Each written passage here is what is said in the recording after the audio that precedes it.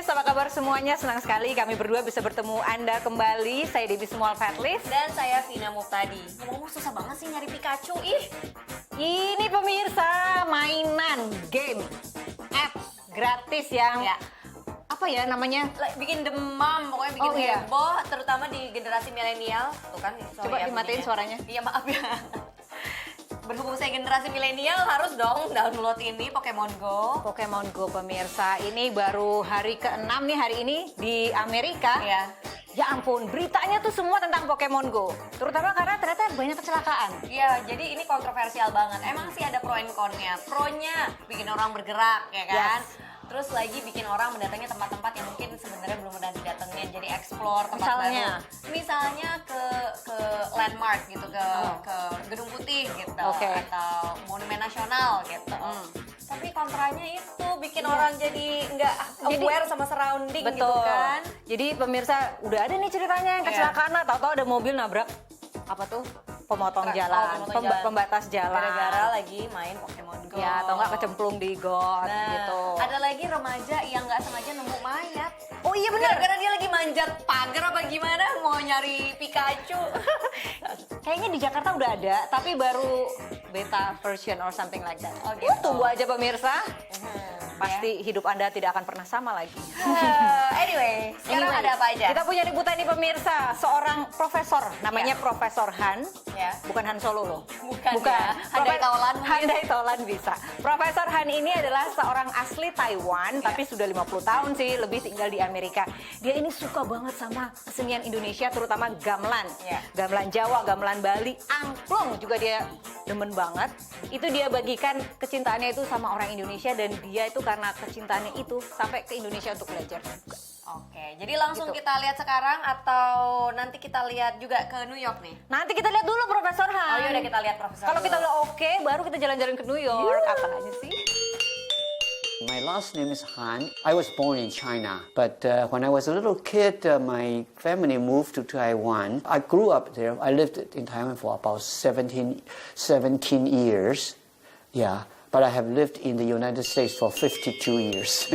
This is my home, my country. Kuo Huang Han, yang dipanggil Profesor Han, bukan hanya terampil memainkan alat musik gamelan Bali, tapi juga gamelan Jawa dan angklung. Why in the world this good old Chinese is interested so crazy about Indonesia and gamelan music?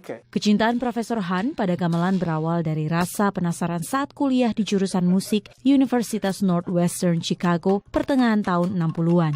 Seorang profesornya menjelaskan komposer terkenal Claude Debussy banyak dipengaruhi oleh musik gamelan. Inilah lantas yang membuat Profesor Han mempelajari gamelan di Universitas Berkeley, California, bahkan belajar langsung di Indonesia. Selama 30 tahun lebih, Profesor Han mengajar musik di Universitas Northern Illinois dan mulai mengoleksi alat musik tradisional Indonesia seperti gamelan dan juga angklung. So, when I was teaching world music, I taught, not just gamelan instrument. I also taught a little bit Thai instruments, a little bit Chinese instrument, But on the other hand, for music education, they wanted to know how I can teach music, the non-Western music, to my students. And so I thought, angklung was a good avenue for them to learn. Setelah pensiun, Profesor Han sempat kembali mengajar di Universitas Kentucky Lexington, bahkan sejak tahun 2010 ia khusus hanya mengajar gamelan. Disinilah ia bertemu dengan seorang diaspora Indonesia, Muhammad Syifan Ahmadin, dosen ilmu ekonomi di Universitas Sullivan, yang kemudian belajar gamelan Jawa darinya dan mendirikan kelompok gamelan Suara Jagat. Instead of just teaching, I actually tell them to respect the instrument. You take your shoes off, you never step over it, and I told them the gong is the spirit of the orchestra. You have to offer incense and flowers. Lexington pun menjadi tempatnya menetap setelah pensiun mengajar.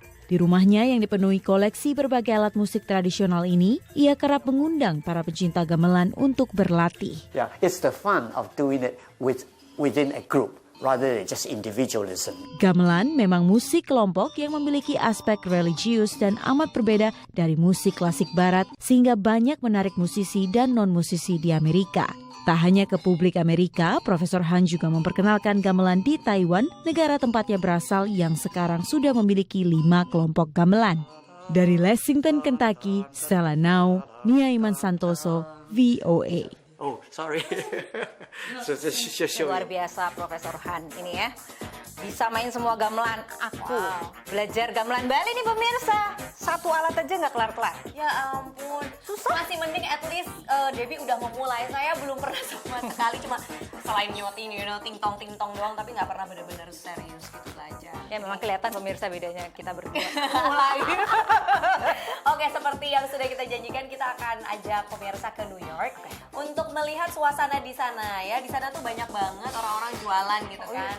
Kayak di Jakarta kurang lebih jual makanan, jual apa lagi, aksesoris, jual mainan. Ini di pinggir jalan kan? Di pinggir jalan. Nah, bener. Tapi ini pakai izin dan kita pengen kasih lihat cara untuk mendapatkan izin jualan di pinggir jalan kota enggak. New York. Nggak bisa gelar aja langsung. Ya lu pikir apa Senayan hari Minggu? Nggak gitu. Nggak gitu ya? Nggak bisa. Ahok juga bisa marah kalau main jualan begitu jangan. aja. Apalagi Makanya, di New York. Kita lihat ya proses pengambilan izin untuk jualan di New York. Muhammad dan istrinya Hoda berdagang di wilayah Manhattan Selatan. Warga Amerika asal Mesir ini sudah berjualan makanan di tepi jalan Wall Street selama 17 tahun. Mereka bisa beroperasi dengan cara menyewa izin dan membagi presentasi penjualan kepada pemegang izin. It's too many people they apply for permit, but they don't have enough for the same people they have their license. If they have like 10,000 people have license, they don't have 10,000 permit. Jumlah izin pedagang kaki lima di New York tidak berubah selama 34 tahun, padahal jumlah populasi imigran sudah sangat berubah. Banyak yang mengambil resiko dan mengeluarkan uang ribuan dolar di pasar gelap yang menyewakan atau menjual izin. Pemerintah kota mengetahui hal tersebut. There's about a 15-year waiting list to get one properly from the city. So as a result, there's a black market, exactly, where you can end up paying $20,000 or $25,000 for that 2-year permit, which the city grants for only $200. Umumnya bisnis yang memiliki atau menyewa tempat tidak suka dengan pedagang kaki lima karena pendapatan mereka sedikit menurun akibat adanya barang palsu dan murah serta makanan di bawah standar restoran. People out there operating the carts are not the ones who have the license. They're hired hands. The people who have the licenses, who knows where they live? I don't know. Unjuk rasa ini menentang adanya sikap anti-imigrasi terhadap pedagang kaki lima. Tapi seorang anggota Dewan Kota mendukung PKL. Not one New Yorker who is not an immigrant. Even if it's someone whose great-grandfather was a Jewish, Irish, Italian, or Afro-American who moved from the South, a new group of immigrants who came from Latin America, from the former Soviet Union, or from Africa, we are all immigrants in this city. Itu sebabnya begitu banyak yang mencari pekerjaan di New York. Dan biasanya pekerjaan pertama mereka adalah belajar menjual makanan dan barang di tepi jalan. Dari kota New York, tim VOA.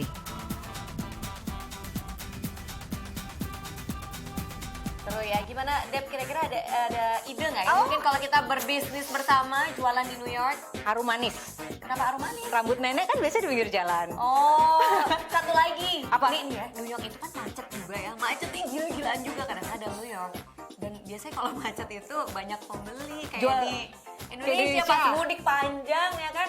Semua pada stres, orang-orang supir, penumpang semua pada stres. Tapi ada pihak yang justru happy. I know. Tukang jualan. Iya, pemirsa saya mau jualan mangga yang potong, yang udah pakai garam pedas. Oh my God, enak banget itu.